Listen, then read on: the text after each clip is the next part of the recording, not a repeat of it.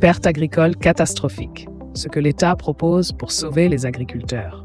Cette année, les agriculteurs sont confrontés à des problèmes de taille, notamment à cause de la propagation des maladies sur les plantes et des événements climatiques.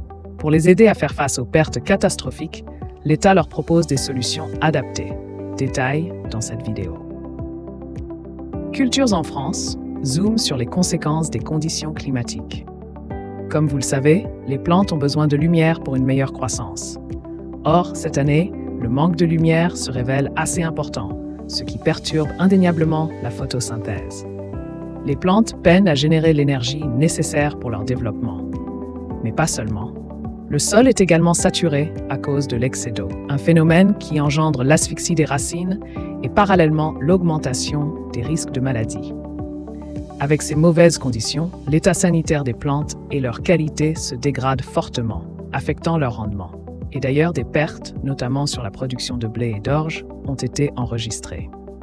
Les conditions climatiques actuelles suscitent des inquiétudes des agriculteurs concernant les moissons à venir. Cela menace aussi la capacité de ces derniers à atteindre les chiffres d'affaires requis pour conserver un équilibre parfait entre leurs revenus agricoles et leurs exploitations. Taxes foncières sur les propriétés non bâties, des abattements accordés aux agriculteurs. Les pertes agricoles sont palpables. Pour apporter un soutien aux agriculteurs, justement, l'État a mis en place des mesures urgentes, à savoir les dégrèvements de la taxe foncière sur les propriétés non bâties par nature de culture et par zone.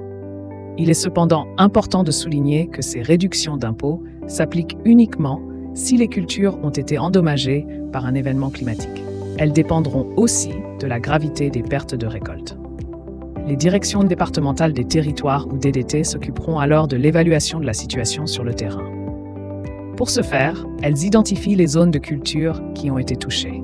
Ensuite, elles détermineront le taux des pertes réelles.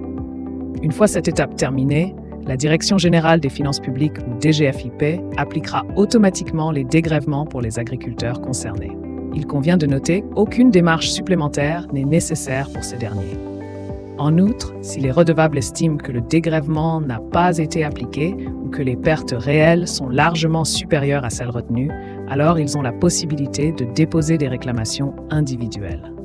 Concernant les demandes de délai de paiement et les remises gracieuses, les services de la DGFiP s'en chargeront. En effet, ils procéderont à une étude approfondie et à l'examen de ces demandes. Vous l'aurez compris, les événements climatiques pèsent lourdement sur les agriculteurs. La baisse des rendements aura un impact conséquent sur leur chiffre d'affaires. Mais l'État s'est mobilisé rapidement pour leur apporter des solutions rapides.